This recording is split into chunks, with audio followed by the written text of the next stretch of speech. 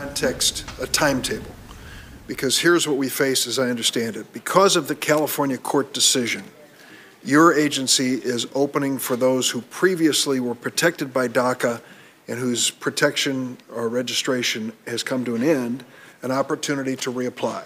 Is that correct? Yes. You turn your mic. Sorry, yes, sir. Okay. And we also know that come March 5th, the president has said the program's over.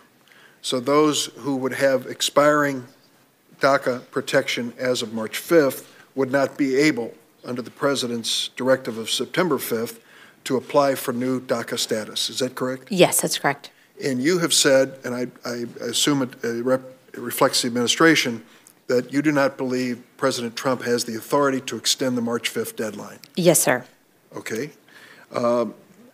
We also have heard 2 weeks ago from your agency that any changes to DACA that we decide to go forward with will take several months, I think they said 6 months, to implement. Have you heard that? I have not. I think that's true. The point I'm getting to is this. This is a matter of urgency. I hope you agree. I do. And this week, we think, is a critical week. Do you know what the position of the administration is on the California decision? Are they going to accept it, or are they going to appeal it? I don't. Last I checked in with the Department of Justice, they were considering their options. I don't have an update. Should they choose to appeal it, it could end in a matter of hours. It is possible, because I believe it's injunctive relief that has led to this decision, and a higher court can decide differently on that. Do you understand that as well? Yes, sir. Okay. The point I want to get back to from Lindsey Graham, there are many things we can talk about. I'm going to, just in a minute or two, address one issue. We are talking about 2 phases. That's what the president said on Tuesday of last week.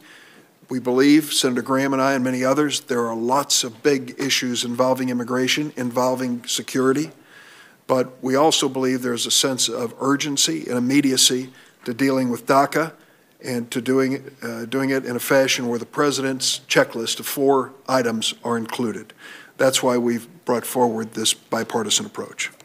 So I just urge my colleagues on both sides of the aisle, join with us in bringing this matter forward this week. We know, I think we know, the parameters of what we are discussing, and we should act with that sense of urgency. One of the things on your must-have list, which you passed out on Tuesday and have brought to us again today in a different form, relates to asylum protection. And you use the example of a child at the border being coached to use the words credible fear, and that triggers a certain reaction. But I would like to call your attention to something that I hope can add another perspective. It's an article entitled, "When Deportation is a Death Sentence." It was written by Sarah Stillman, published in The New Yorker. I want you to read it. I hope you'll read it, because it talks about what happens when the agents who are involved in this don't ask the right question, don't hear the answer, and send many women back to their death. And they go through cataloging where that has occurred. There is a requirement, as I understand it, in the CBP manual that before deportation, a person must be asked, do you have any fear or concern about being returned to your home country or being removed from the United States? Would you be harmed if you return?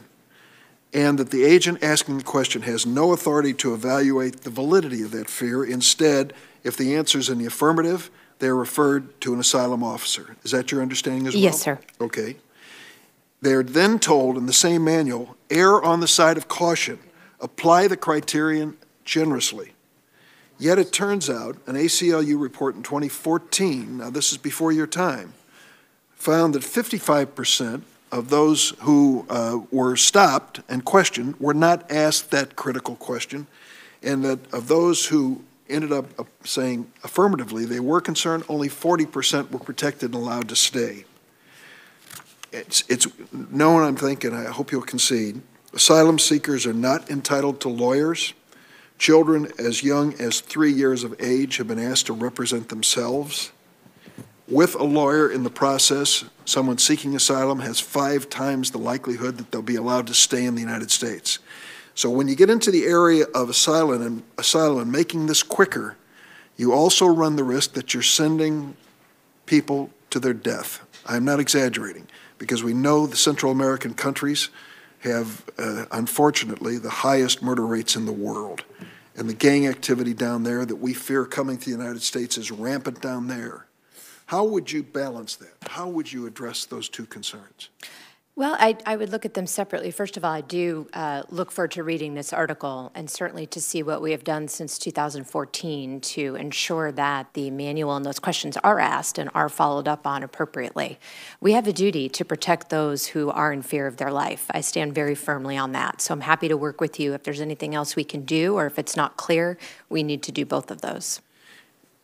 Thank you. I'll just conclude by saying refugee and asylum officers have a dual mission, according to one of their own who stated this: identify people who aren't refugees and who just might harm us, but also to identify and protect real refugees. Would you agree with that? Absolutely.